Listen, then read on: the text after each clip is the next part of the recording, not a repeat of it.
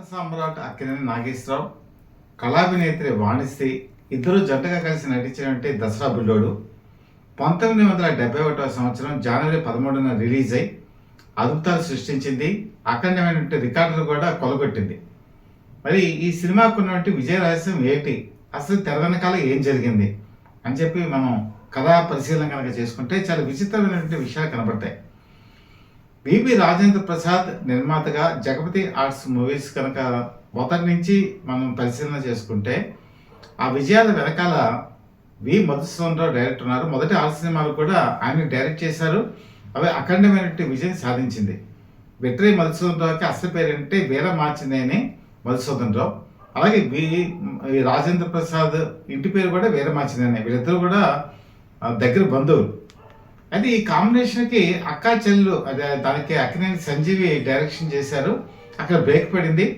తర్వాత ఒక సినిమా తీద్దాము అని చెప్పేసి విబి రాజేంద్ర ప్రసాద్ అనుకున్నటువంటి సమయంలో అక్కినేని నాగేశ్వరరావు వేరే చిత్రం చేస్తున్నారు. ఆ చిత్రం మధ్యలో ఆగిపోయింది. దాంతో ఆ కాల్ షీట్లో ఏం చేశారంటే రాజేంద్ర ప్రసాద్ని పిలిచి ఇది నేను నీకు ఇస్తున్నాను, ఈ డేట్స్లో నువ్వు చేసుకో అని చెప్పి అన్నారు. అయితే రాజేంద్ర ప్రసాద్కి ఒక అలవాటు ఏంటంటే అప్పటికే ఆయన 10 సంవత్సరాలు నిర్మాణ రంగంలో ఉన్నారు. ఇంట్లో ఉన్నప్పుడు ఏంటంటే తను కృష్ణా జిల్లా బట్ల పెనుమరు ఇలాంటి ఊళ్ళన్నీ ఆయన తిరిగారు. పచ్చని పొలాలు, అమలాపురంలో ఇసుక తిన్నెలు ఇవన్నీ ఆయన చూస్తున్నారు. దాంతో ఆయన ఒక ఊహ ఆయనకు వచ్చింది ఏంటంటే దసరా బుల్లోడు అంటే పల్లెటూరులో కొంచెం ఆకతాయిగా జులాయిగా తిరిగే వాళ్ళని మన దసరా బుల్లోడు అంటారు. అలాంటి కథతో ఆయన ఏం చేశారంటే ఒక చిన్న లైన్ అనుకొని అది పెద్ద ఇదిగా మర్చుకొని ఒక సినిమాగా తీద్దామని చెప్పి చేశారు. అంటే ఒక రోజులో చేసింది కాదు, ఆయనలాగా దాన్ని డెవలప్ చేసుకుంటూ వస్తున్నారు. అయితే ఈ సినిమాని దసరా బుల్లోడు కింద తీద్దామని చెప్పి అక్కినేని నాగేశ్వరరావు అన్నప్పుడు సబ్జెక్ట్ అంతా విన్నారు, చాలా బాగా చేశావు, ఇది తీద్దామని చెప్పి ఆయన కూడా ప్రోత్సహించారు. కాకపోతే ఇక్కడే ప్రాబ్లం ఏమొచ్చిందంటే ఈ సినిమా డేట్స్ అంటే తనకి ఎక్కడైతే ఆగిపోయిందో సినిమా ఆ డేట్స్ ఇక్కడ ఇచ్చారు. అదే టైంలో వి మధుసూదనరావు డైరెక్టరు 4-5 సినిమాలు చేస్తున్నారు ఆయన. కాబట్టి ఆయన ఏం చెప్పారంటే నేను ఈ డేట్స్లో చేయడం కాదు, నా వల్ల అవ్వదు, కాబట్టి మీరు వేరే డేట్స్ అడ్జస్ట్ చేసుకోగలిగితే నేను చేయగలను అన్నారు. అది మరి అప్పటికే అక్కినేని నాగేశ్వర డేట్స్ కుదరవు కాబట్టి వెంటనే ఆ సినిమా తీయాలి. కాబట్టి విబి రాజేంద్ర ప్రసాద్ అక్కినేని నాగేశ్వరరావుని అడిగారంటే మీరు ఇప్పటికే చాలా సినిమాల్లో నటించున్నారు కాబట్టి మీరే దర్శకత్వం చేస్తే బాగుంటుంది అనేటప్పటికీ అక్కినేని నాగేశ్వరరావు దాన్ని తిరస్కరించారు. నా జీవితంలో ఎప్పుడూ కూడా నేను తీసుకున్న నిర్ణయం ఏంటంటే నేను దర్శకత్వపు జోలికి వెళ్ళను, నటుడిగానే ఉంటాను, కాబట్టి ఈ సినిమాకి డైరెక్షన్ నువ్వే చేయి అని రాజేంద్ర ప్రసాద్ని ప్రోత్సహించారు. దానికి కారణం కూడా చెప్పారు. ఎందుకంటే ఈ స్టోరీ డెవలప్ చేసుకుంది విబి రాజేంద్ర ప్రసాద్. ఈ కథలో మలుపులన్నీ తెలుసు. అలాగే నిర్మాణ రంగంలో ఉన్నప్పుడు దర్శకత్వ శాఖను కూడా నేను అబ్జర్వ్ చేస్తున్నారు. పైగా సినిమాకి సంబంధించిన 24 క్రాఫ్ట్లో కూడా ఆయనకు అనుభవం ఉంది. కాబట్టి ఈ సినిమాని నువ్వు డైరెక్ట్ చేస్తే నీ వెనకాల నేను ఉంటాను అని చెప్పి ధైర్యం చెప్పడంతో తప్పనిసరి పరిస్థితుల్లో విబి రాజేంద్ర ప్రసాద్ ఈ సినిమాకి దర్శకత్వం వహించారు. ఆ విధంగా ఆయన తన దర్శకత్వ కెరీర్ని స్టార్ట్ చేసి అద్భుత విజయంతోనే దీన్ని కొనసాగించారు. అలాగే ఇదే సినిమాని 1982లో ప్యాల్కి రాస్తా అని చెప్పేసి సినిమాగా తీసినప్పుడు ఆ సినిమా కూడా బ్రహ్మాండమైన హిట్ అయింది. అంటే హిందీలో కూడా మొట్టమొదటి చిత్రం కూడా ఆయన బ్రహ్మాండమైన విజయం సాధించారు. ఈ సినిమాకి హీరోయిన్గా ఎవరు పెట్టాలి అనుకున్నప్పుడు జయలలితని ఎంపిక చేసుకున్నారు. కారణం ఏంటంటే అంతకుముందు ఆవిడ ఆస్తిపరులు, అదృష్టవంతులు ఈ సినిమాలో హీరోయిన్గా నటించారు. చాలా చక్కటి కోఆపరేషన్ కూడా ఈ సంస్థకి అందించారు. కాబట్టి జయలలిత ఫిక్స్ అయిపోయింది. తర్వాత సెకండ్ హీరోయిన్ కింద ఎవరు పెట్టాలి అని అనుకున్నప్పుడు అప్పుడు 71వ సంవత్సరానికి వచ్చేటప్పటికి మహానటి సావిత్రి పరిస్థితి అంత సజావుగా లేదు. అంటే కోడలు దిద్దిన కాపురం ఇలాంటి సినిమాల్లో ఒక మెయిన్ లీడ్ తీసుకున్నా కూడా హీరోయిన్గా అవకాశాలు తగ్గుతూ వస్తున్నాయి. కాబట్టి ఆవిడని సెకండ్ హీరోయిన్గా పెట్టి తీద్దామని చెప్పి అనుకున్నారు. ఇనిషియల్ స్టేజెస్లో సావిత్రి కూడా ఒప్పుకున్నారు ఈ సినిమాలో నటించడానికి. కాకపోతే ఇంకా షూటింగ్ 6 రోజులు ఉంది అనగా జయలలిత తల్లి సంజ ఈవిడికి ఆరోగ్యం బాగుండలా, అనారోగ్యంతో బాధపడుతున్నారు. పైగా ఈ సినిమా షూటింగ్ అవుట్డోర్లో చేయాలి. కాబట్టి అవుట్డోర్ అంటే చెన్నై వదిలి మరి జయలలిత వెళ్ళిపోతే తను ఆ మెడ్రాస్లోనో లేకపోతే అలాంటి చోట్ల ఉండే తను ఆ పల్లెటూళ్ళకి రాలేదు, ఆరోగ్యం కూడా అంత సహకరించదు.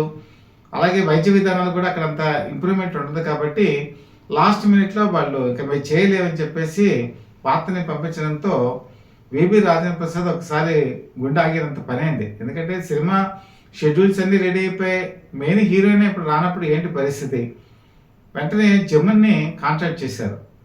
జమున వీళ్ళ సంస్థలో పనిచేశారు. అన్నపూర్ణ లాంటి సినిమాలో కూడా ఆవిడ నటించారు. రాజేంద్ర ప్రసాద్ అన్నా కూడా ఆవిడకి గౌరవం ఉంది.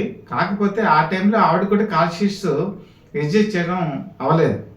దాంతో ఇప్పుడు ఏం చేద్దాం అనేట్టుగా ఈ సినిమా అసలు మొదలవుద్దా అనేటువంటి పరిస్థితి వచ్చేప్పటికి వాళ్ళు ఎంచుకునే ఆప్షన్ వాణిశ్రీ అప్పటికి పైకి వస్తున్నారు.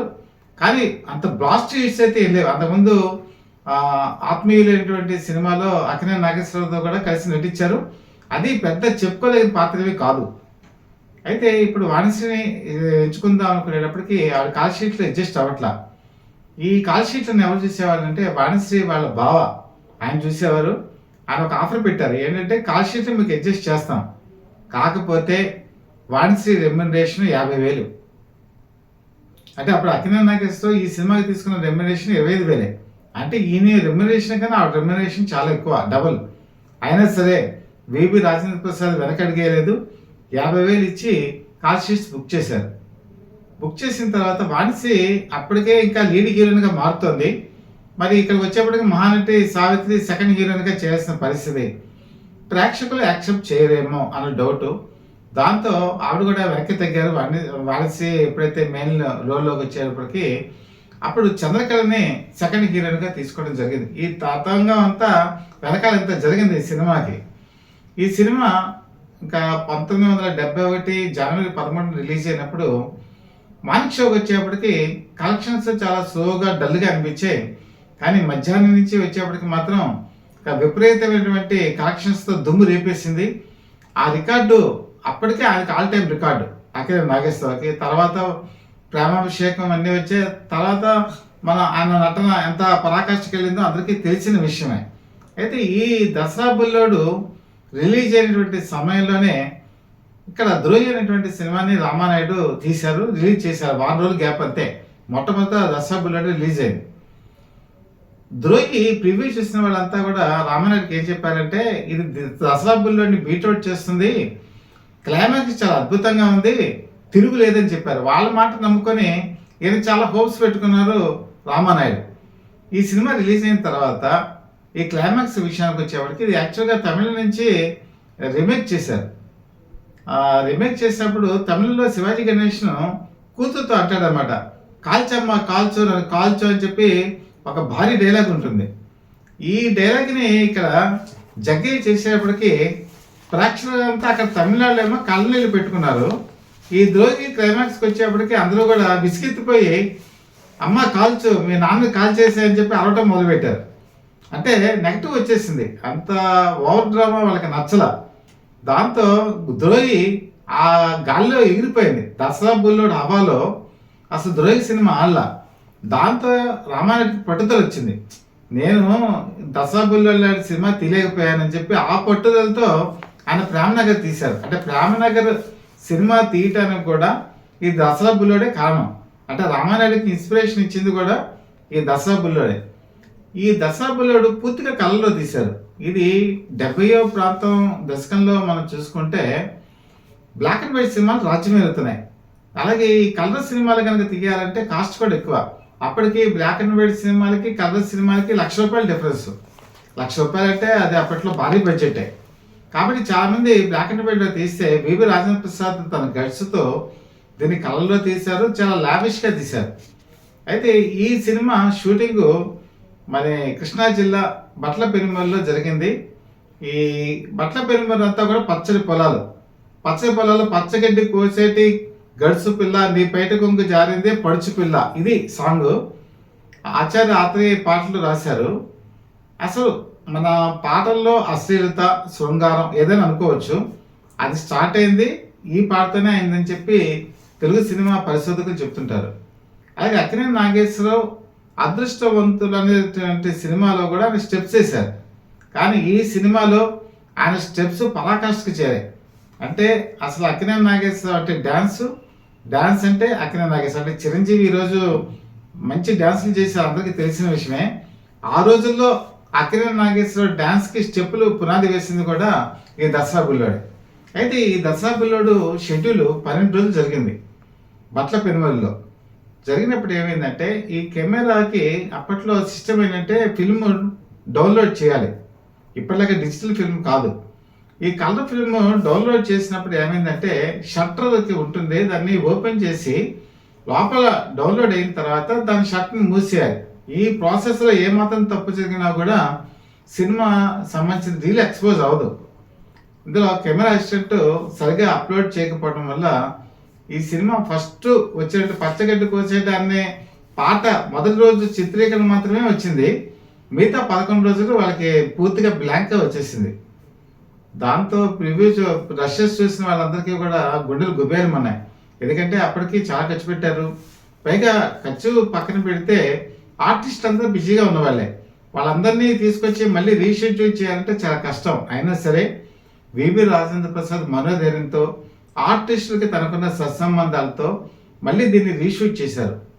అలాగే ఈ అమలాపురంలో ఈ సినిమా షూటింగ్ జరుగుతున్నప్పుడు వీరాభిమానులు ఈ తాకిడి ఎక్కువైపోయినప్పుడు కూడా వాళ్ళని కంట్రోల్ చేయడం కూడా వివి రాజేంద్ర ప్రసాద్ కష్టమైంది. ఎందుకంటే సినిమా రంగం అప్పట్లో ఎక్కువగా ఈ స్టూడియోస్లోనే జరిగేది.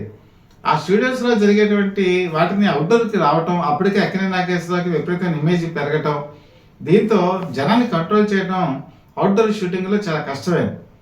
ఇంకా ముఖ్యమైన క్యారెక్టర్ ఏంటంటే చంద్రకళ యాక్చువల్గా ఒక సెకండ్ హీరోయిన్ క్యారెక్టర్గా ఆవిడ చాలా సినిమాలు చేశారు. ఆమె చెల్లిగా కూడా నటించారు ఆడపడుచు అనేటువంటి సినిమాలో. కానీ ఒక విధంగా చెప్పాలంటే వాణిశ్రీ నటన ఇందులో ఎంత గొప్పగా ఉంటుందో చంద్రకళ కూడా అంత గొప్పగా యాక్ట్ చేస్తుంది. నాగభూషణం కూతురు కింద, నాగభూషణం ఇందులో విలను. అయితే చివరిలో క్యాన్సర్తో బాధపడుతూ రక్తం కక్కుకుంటూ ఆవిడ చేసేటువంటి నటన ఒకనొక టైంలో అయితే మెయిన్ హీరోయిన్ మించి చంద్రకళే చేసిందని చెప్పి చాలామంది చెప్పుకున్నారు. మెయిన్ క్రెడిట్ అంతా కూడా చంద్రకళకే వచ్చింది కూడా. అంటే పాటలు లేకపోతే అక్కినేని నాగేశ్వరరావుతో స్టెప్పులు వాణిశ్రీని ఒక తారాపథానికి తీసుకెళ్ళినా నటనలో మాత్రం చంద్రకళ ఈ క్యాన్సర్తో బాధపడేటువంటి పేషెంట్, అలాగే చాకమూర్తిగా ఆవిడ చేసిన నటన కూడా నిరంతరం అందరూ కూడా గుర్తుపెట్టుకునేటువంటి ప్రశంసనీయటువంటి పాత్ర అది. అయితే నిజ జీవితంలో కూడా చంద్రకళ క్యాన్సర్ బారిన పడి ఇలాగే రక్తం కక్కుకుంటూ పేదరికంలో చనిపోయారు. అది ఒక విషాదమైనటువంటి ఇది. అంటే ఈ సినిమాలో క్యాన్సర్ పేషెంట్గా నటించిన ఆవిడ తన జీవిత చర్మాంకంలో తను చేసిన నటన నిజమైందా అని చెప్పి కూడా చాలామంది అనుకుంటారు. ఈ సినిమా ఇందులో ఇక్కడ తీసినటువంటి సన్నివేశాలు, అలాగే పాటలు, అందులో ఆచార్య ఆత్రేయ రాసినటువంటి ఆ పాటలు ఆ రోజుల్లో ప్రతి చోట ఈ పాటే వినపడేది. అలాగే రేడియోలో కనుక మనం ఎక్కడ ఆన్ చేసినా కూడా ప్రతిసారి దసరా బుల్లోడు సాంగ్సే వచ్చేవి.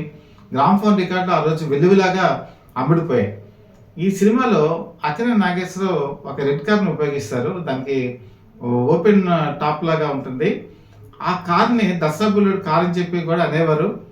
ఆ కార్ని చాలామంది అప్రిషియేట్ చేసేవాళ్ళు. అబ్బా ఈ కార్ నాకు ఉంటే ఎంత బాగుండని చెప్పి అనుకునేవాళ్ళు. అదే కార్ని వాళ్ళ కొడుకు కూడా నాగార్జున తన సినిమాలో వాడుకున్నారు. అదేంటంటే కెప్టెన్ నాగార్జున సినిమా కూడా వివి రాజేంద్ర ప్రసాదే డైరెక్ట్ చేశారు. ఈ కార్ని అప్పుడు కూడా మనం చూడొచ్చు. అయితే ఈ సినిమా శబ్దోత్సవ వేడుకలు జరిగినప్పుడు ఈ కార్ని ప్రతి ఊరు కూడా తీసుకెళ్లేవాళ్ళు, ప్రతి థియేటర్ దగ్గర ఈ కార్ని ప్రదర్శించేవాళ్ళు.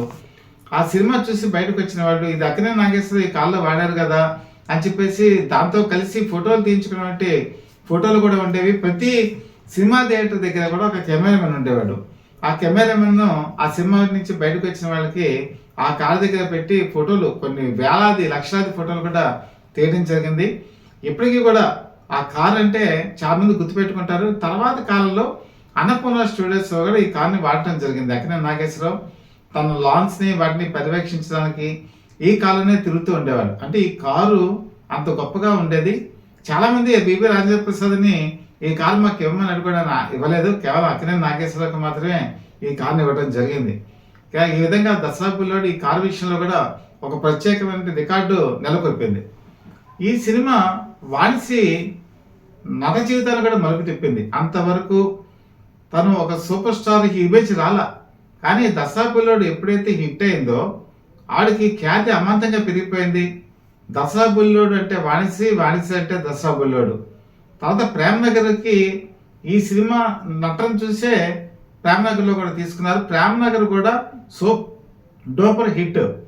ఈ సినిమా ఎప్పుడైతే తారాపదానికి వెళ్ళిపోయిందో దాదాపు 7 సంవత్సరాలు 8 సంవత్సరాల పాటు వాణిశ్రీకి తెలుగు సినిమా ఇండస్ట్రీలో ఎదురు లేకుండా పోయింది. అగ్రస్థాయి హీరోయిన్ అయిపోయింది. హీరోల్ని డామినేట్ చేసే స్థాయికి వెళ్ళిపోయింది. ఆ స్థాయికి తీసుకొచ్చింది కూడా దసరా బుల్లోడే. దసరా బుల్లోడు తర్వాత అక్కినేని నాగేశ్వరరావు విజయం పరంపర చాలా నల్లేరు మీద నడకలాగా 1975 వరకు కొనసాగింది. అంత స్థాయికి తీసుకెళ్ళామంటే ఈ దసరా బుల్లోడు విబి రాజేంద్ర ప్రసాద్ అనుకోకుండా వచ్చి నిర్మాత దర్శకుడు ఈ సినిమా ఈరోజు యువత చూసినా కూడా చాలా ఆకట్టుకునేది. ముఖ్యంగా దీన్ని డిజిటలైజేషన్ చేసి కనుక ఇప్పుడు కూడా సినిమా థియేటర్లో రిలీజ్ చేస్తే వరల్డ్ వైడ్గా కూడా ఇది అద్భుతమైనటువంటి రికార్డులు సృష్టించేటువంటి అవకాశం ఉంది. కాబట్టి జగపతి బాబు ఈ ఆలోచన కూడా చేస్తే బాగుంటుంది. ఎలాగే ఒక కళాత్మక చిత్రం, వ్యాపారాత్మక చిత్రం ఇంత కమర్షియల్ హిట్ అవ్వటం అక్కినేని నాగేశ్వరరావు నట జీవితంలో ఒక కొత్త ఉత్సాహాన్ని నింపింది. ఆ తర్వాత బంగారు బాబు ఇలాంటి సినిమాలకి ఒక ప్రేరణ ఇచ్చింది కూడా ఈ సినిమానే. కాబట్టి విబి రాజేంద్ర ప్రసాద్ తన జీవితంలో సూపర్ డూపర్ హిట్ చేసినటువంటి ఈ దసరా బుల్లోడు ఎవ్వరూ ఎప్పటికీ మర్చిపోలేరు.